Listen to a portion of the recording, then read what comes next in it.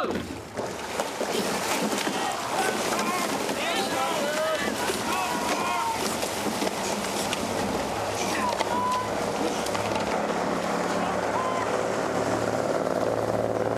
we're away here. This is London Rowing Club on screen. It's a great shot there, isn't it? From behind, like looking at the crew, moving in sync, trying to get out of the start as quickly as possible, being efficient, getting that whole speed up to maximum as quickly as possible.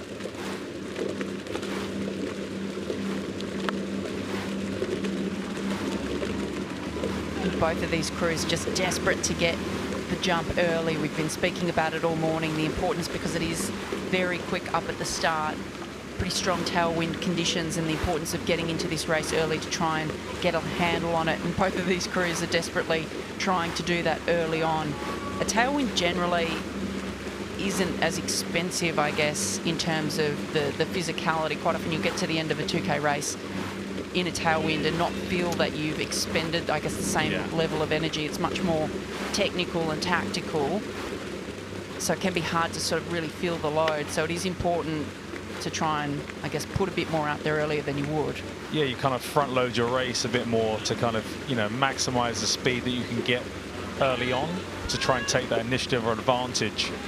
But the one thing that is more challenging with a tailwind, if you make a mistake, it's more costly because there's less time to recover from it. So that's the kind of interesting thing that crews just might need to be aware of as they start racing today.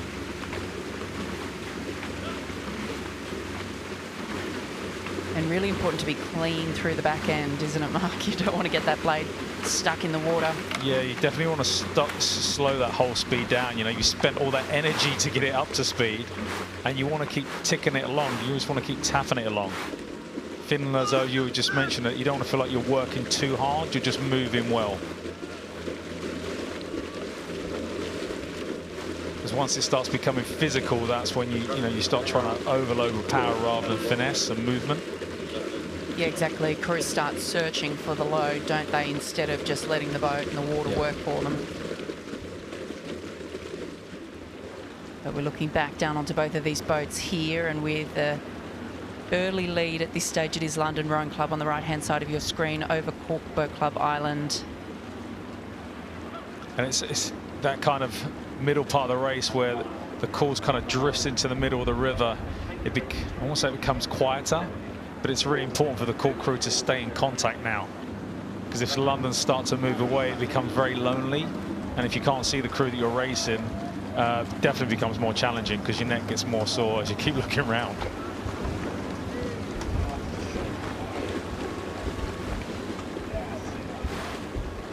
I think London are doing a really good job here. They're quite upright, which is obviously what you want to be doing in these tail breeze conditions. They're coming out over the toes, so they've got nice length, but they're not overworking it through the back end. No, they seem to be moving really efficiently. It doesn't seem like they're wasting anything, which is really important. We keep talking about maximizing boat speed, you know, not wasting energy, because you don't know to come back and haunt you later on. And they seem to have just kept moving. They've kept a really good line there, which has been great to see. You know, not getting flustered by the booms or the wind, because even though it's a following wind, sometimes that can lead you to drift a little bit closer to the middle or to the booms themselves.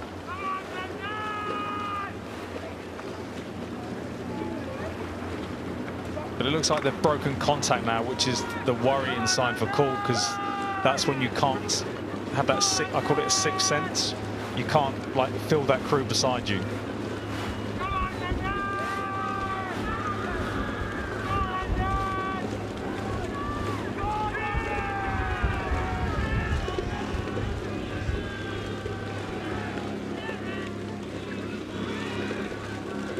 Such an iconic shot there with Henley Town in the back behind the course. Looking down into the Cork crew here, we saw a little look across there from Jonathan Cuddy, the stroke man. He can see that it's now or never. They're coming down to the enclosures, and if they're going to mount an attack, now is the time to do it before they run out of road. Yeah, and they need to go now. It's like that instinct, like when you start thinking it, you need to actually do it. Because if you leave it too long, 1, 2, 3 strokes, the moment's gone. And, you know, we keep talking about the course being quick today. You are going to run out of course or run out of water.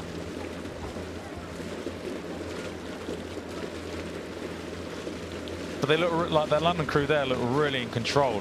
They're able to look back at Cork, keep an eye on them, keep them at bay.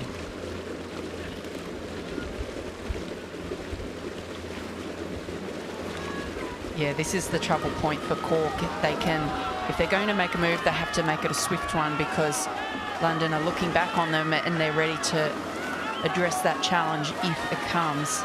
It looks to me as though London are going, so there must be a move here that has come from Cork, because London are really looking as though they're starting to drive, sort of throwing the bodies open a little bit off the front as they're driving that rate up.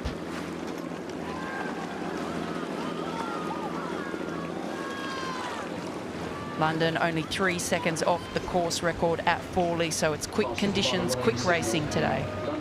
And that, I think one of those records for the Wyfold has been there for a long, long time. So it does show how quick it is out there today.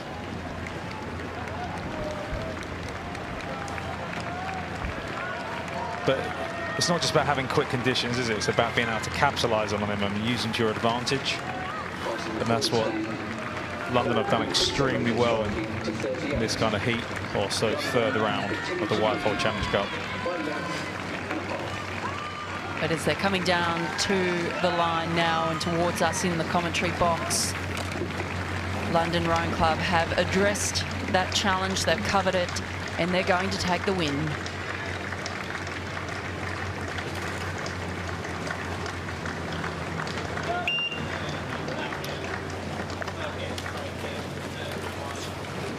And you see London took the early initiative, you know, got out in front, were able to see what Cork were doing and just kept moving.